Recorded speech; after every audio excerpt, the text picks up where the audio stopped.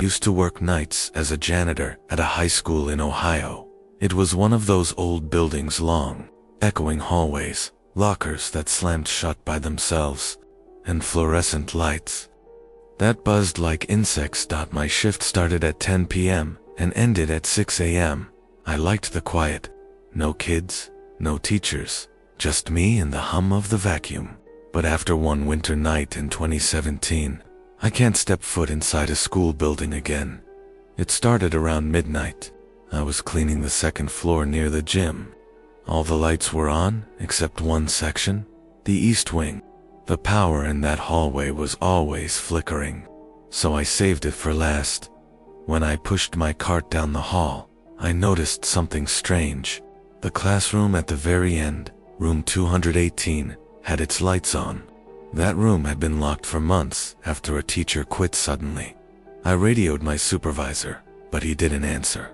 Probably asleep, I thought. As I got closer, I heard chalk scratching.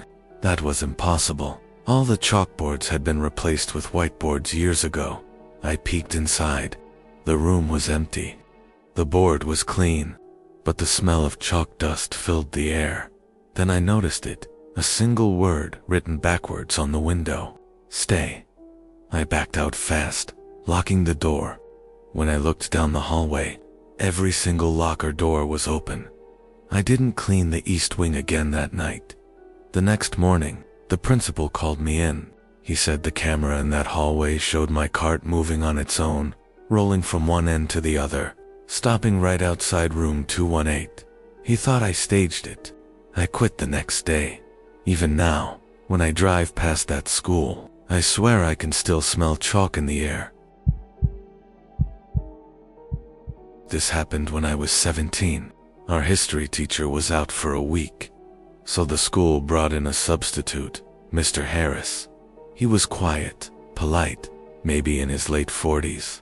Always wore the same gray suit and carried a leather briefcase. At first, everything seemed normal, but by the third day, weird things started happening. He kept calling students by the wrong names, names of kids who had graduated years ago.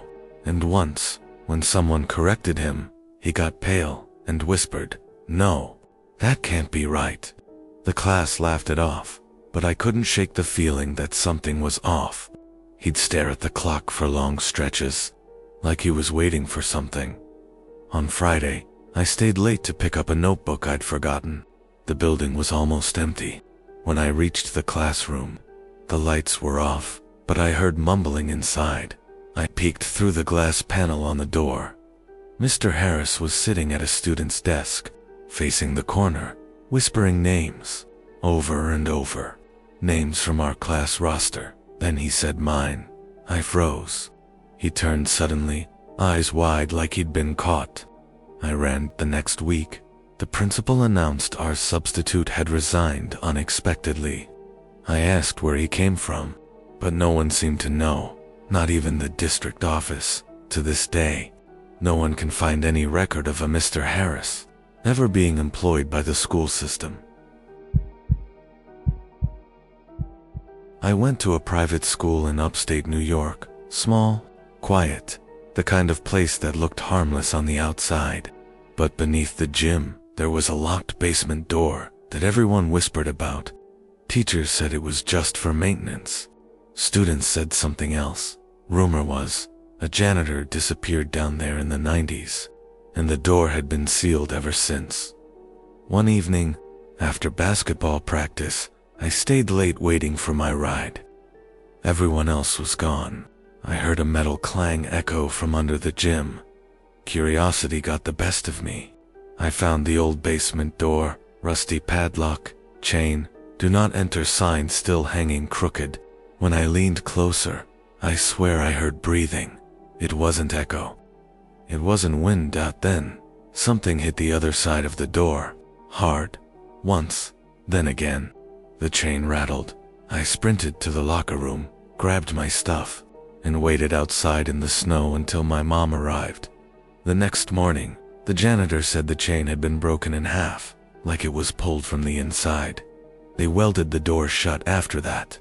But every so often, during practice, we'd hear something faint under the floorboards. 3 slow knocks. Always 3. Always beneath the gym. Asterisk, some doors should never be opened, but someone always does. What's the scariest thing that's ever happened to you? Tell me in the comments.